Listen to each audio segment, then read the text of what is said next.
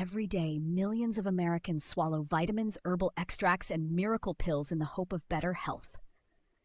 These products line store shelves next to medicines, packaged in glossy bottles promising everything from longer life to rapid weight loss.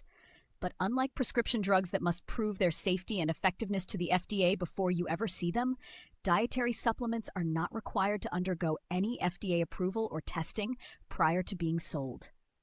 In the United States, the vast $50 billion supplement industry operates in what experts call a wild west of minimal oversight. The result is an explosion of pills and powders on the market, more than 100,000 different products by recent estimates that are essentially unchecked before they reach consumers.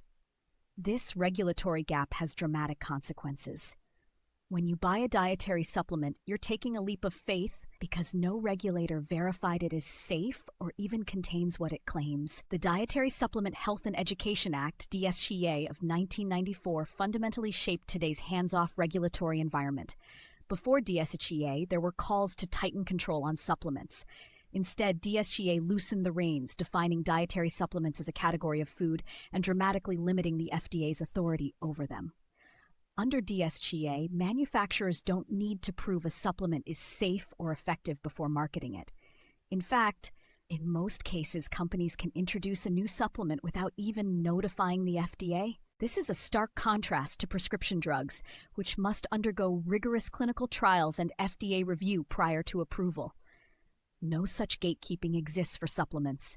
The FDA cannot vet the product's safety, purity, or whether it actually works before it's sold. The law places the onus on the manufacturer to ensure safety, but history shows that many either can't or won't police themselves adequately. The FDA's role is largely reactive. Only after enough reports of injuries or adulteration emerge can the agency investigate. In essence, DSHEA flipped the burden of proof. The FDA must prove a supplement is dangerous to remove it, rather than companies having to prove it's safe to sell. This regulatory gap means that supplements are sold on an honor system, one that some unscrupulous actors exploit. DSHEA also allowed supplement marketers to make broad structure-function claims, like supports immune health, without prior approval, as long as they include a tiny disclaimer that the FDA hasn't evaluated the claim. No supplement can legally claim to cure or treat a specific disease, but the lines are often blurred in advertisements. With minimal pre-market oversight and vague labeling rules, the stage was set for a flood of products, and that's exactly what happened. When DSHEA was passed in 1994, about 4,000 dietary supplements were on the U.S. market. Today, the FDA estimates well over 90,000 to 100,000 supplement products are being sold, a 20-fold surge in just a few decades. New pills and powders enter the market at a staggering pace, an average of 1,000 new supplements each year by some counts. The industry's growth has been fueled by Americans' enthusiasm for natural health solutions and preventive wellness.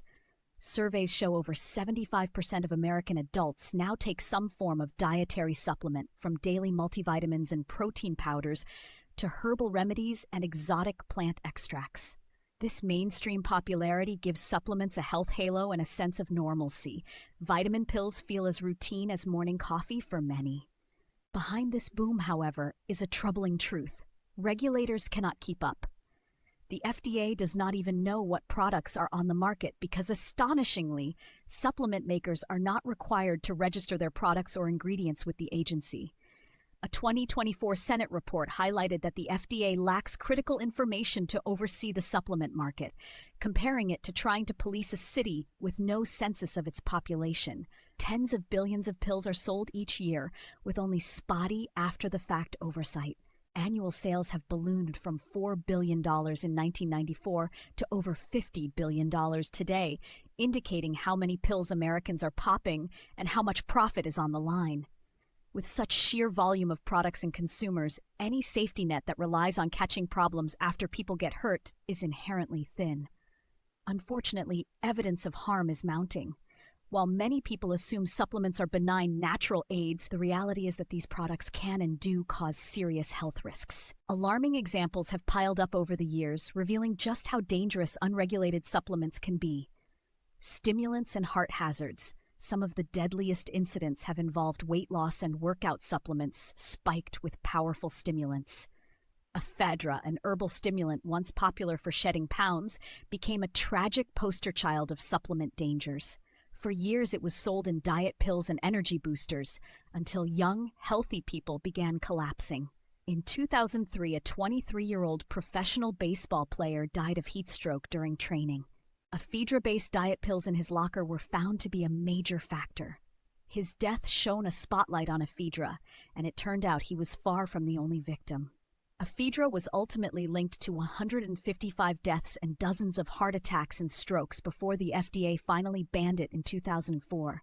By the time the ban took effect, ephedra had exacted a deadly toll on those who trusted an over-the-counter, natural supplement. Sadly, history repeated itself with other stimulants. In the 2010s, a synthetic amphetamine-like compound called DMAA, 1,3-dimethylamine, was added to pre-workout and fat-burning supplements.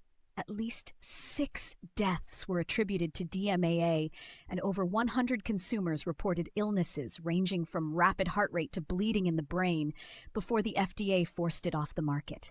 Once again, young people in search of fitness or energy paid the price for untested ingredients. Even everyday substances can turn lethal in supplement form. Consider caffeine. Pure caffeine powder, sold as a dietary supplement online, is so concentrated that 1 teaspoon is equivalent to 25 cups of coffee. Without any warning or control, it led to the death of at least 2 young men who accidentally overdosed, including an 18-year-old high school wrestler in Ohio. His heart seized after he innocently added caffeine powder to a drink, not realizing he was ingesting a fatal dose of a readily available supplement. These stimulant-related tragedies underscore that natural or legal does not mean safe. Powerful drug-like effects can hide in supplement bottles, with consumers none the wiser until it's too late. Liver damage and organ failure. Supplements have been implicated in severe liver injuries and organ failure as well. In 2013, an outbreak of mysterious liver failure struck 29 people in Hawaii, most of them young and previously healthy. Doctors were baffled until they discovered the common thread. All had recently used the same weight loss supplement, a product called OxyElite Pro. This popular fat burner, sold in stores nationwide, was destroying users' livers. By the time authorities caught on, several people were in acute liver failure. 2 required emergency liver transplants to survive. The supplement was pulled from shelves, but only after causing life-threatening harm. Other cases of liver toxicity have been linked to green tea extract megadoses found in various diet pills and certain herbal supplements. The pattern is disturbingly familiar. A supplement is marketed aggressively, thousands use it, and only after clusters of consumers fall gravely ill do officials scramble to intervene. Without pre-market testing, your body becomes the guinea pig for a supplement's safety. Tainted all-natural products. Perhaps most insidious is the intentional adulteration of supplements with hidden pharmaceutical drugs. Unscrupulous manufacturers have been caught spiking herbal products with real medications to make them appear effective, a practice that can have dangerous or even deadly consequences. An analysis by the California Department of Public Health found that from 2007 to 2016, the FDA had logged 776 dietary supplements adulterated with unapproved drugs. These included pills secretly laced with prescription erectile dysfunction drugs like sildenafil, Viagra, weight loss drugs like sibutramine, a stimulant appetite suppressant that was banned for safety, and even anabolic steroids. Alarmingly, less than half of those tainted products were ever recalled, meaning many remained for sale and likely in consumers' medicine cabinet with no one the wiser. Imagine taking a natural sexual enhancement pill only to unknowingly ingest a prescription-strength drug that could spike your blood pressure or interact with other meds. Or taking a herbal slimming tea laced with a powerful stimulant that puts your heart at risk.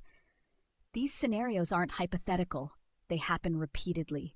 The FDA regularly issues warnings about all natural supplements spiked with drugs for sexual enhancement, weight control, or muscle building. But with thousands of products and lack of pre-sale vetting, it's a whack-a-mole game. For every dangerous product the FDA flags, more slip through the cracks. A recent example is tineptine. an addictive antidepressant drug that some companies have marketed as a dietary supplement. With names like Herbal Xanax or Neptune's Fix, tianeptine is not approved in the US, but that hasn't stopped it from being sold in gas stations and online, where unwitting consumers have become hooked and suffered overdoses. Poison control centers received hundreds of calls in a single year due to tianeptine supplement poisonings. This blurring of the lines between supplements and drugs is extremely dangerous. Consumers might ingest a potent pharmaceutical agent, thinking it's a gentle herb. Contamination and quality issues. Even when outright adulteration isn't the issue, quality control in the supplement industry is notoriously spotty. What's on the label may not be in the pill, and vice versa. Because no independent body verifies contents beforehand, contamination with heavy metals, pesticides, or impurities can occur. Mislabeling is rampant. One eye-opening investigation in 2015 by the New York State Attorney General tested popular store-brand herbal supplements like ginseng, echinacea, and St. John's wort, and found that only 21% of the products contained DNA from the labeled herb at all. Many pills had zero trace of the advertised plant. Instead, they were filled with cheap fillers like rice powder, houseplant material, or beans. At one major retailer, only 4% of the tested herbal supplements actually had the herb they purported to contain. Consumers buying what they thought was ginkgo biloba for memory or echinacea for immunity were essentially swallowing powdered rice or weeds. Such fraud not only wastes money, it can be dangerous if someone is allergic to unlisted ingredients or forgoes real treatment believing their supplement is helping. Even legitimate ingredients can vary wildly in strength. Tests have shown some supplements contain many times more or less of an ingredient than the label states due to poor manufacturing practices. Unlike drugs, there are no strict potency standards that must be met before sale. This means one bottle of a supplement might be too weak to have any effect, while another might be so concentrated it's hazardous. No laws limit the dose of a nutrient or botanical in supplements either. A manufacturer can legally sell a pill with 10,000% of the daily value of a vitamin or a botanical cocktail of dozens of extracts, all without proving it's safe at that amount. For consumers, it's a game of Russian roulette. Underreported adverse effects. A growing body of data shows that supplements cause tens of thousands of adverse health events every year. Yet most go underreported. Emergency room physicians regularly treat patients for supplement-related problems like acute liver injury, heart arrhythmias, kidney failure, severe allergic reactions, and more. One study in the New England Journal of Medicine estimated that 23,000 ER visits in the U.S. each year are due to dietary supplement adverse events. Many victims are young adults using weight loss or energy supplements who show up with heart palpitations, chest pain, or high blood pressure. In older adults, choking or swallowing problems with huge supplement pills are also common causes of ER trips. Furthermore, the FDA's own passive reporting system received over 15,000 reports of supplement-related health problems, including 339 deaths and nearly 4,000 hospitalizations in a 10-year span. And those are just the reported cases. FDA analysts estimate that perhaps only 1 to 2% of adverse events ever get reported. The true scope of supplement injuries could be 50 times higher, meaning potentially on the order of 1 million Americans have been hurt or sickened by supplements in the past decade. Whether it's the college student who suffered a stroke from a workout powder, or the senior who had liver failure from a natural pain remedy. These incidents often fly under the radar. Unlike prescription drugs, where each severe side effect becomes part of a monitored safety profile, supplements maintain an illusion of innocence because the harm they cause isn't systematically tracked. The lack of mandatory reporting. Manufacturers only have to report serious adverse events they hear about, and many consumers don't know to report issues, means we're only seeing the tip of the iceberg. The risks to consumers are real, and they run the gamut from mild to life-threatening. Supplements can interact dangerously with prescription medications as well. For example, St. John's wort can weaken the effect of birth control pills, or antidepressants and high-dose vitamin K can interfere with blood thinners. Even vitamins and minerals can be harmful in excess. Too much vitamin A can cause liver damage and birth defects, and excess iron can poison organs. Natural does not automatically mean safe. As one Scientific American report noted, the notion that a product is sold in health stores or labeled as a supplement can lull consumers into assuming it's harmless, an assumption belied by the thousand.